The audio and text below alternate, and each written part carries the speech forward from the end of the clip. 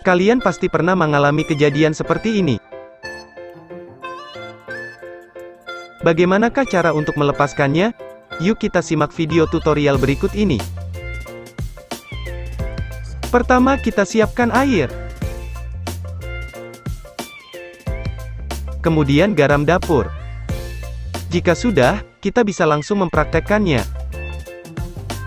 Kita ambil garam, lalu kita taburkan saja ke bagian jari yang terkena lem hingga merata.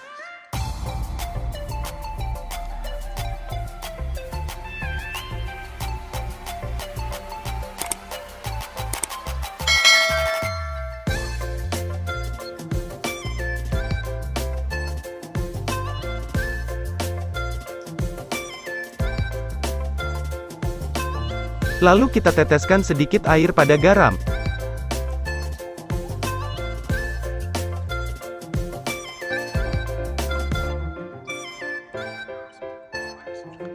Kemudian kita bisa gerakan jari kita secara perlahan, sampai rekatan lemnya terlepas.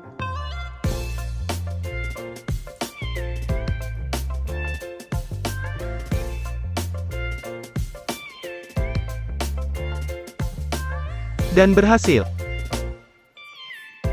Demikian tutorial cara melepaskan jari yang terkena lem super, semoga bermanfaat, dan terima kasih telah menonton video ini, sampai jumpa di video tutorial lainnya.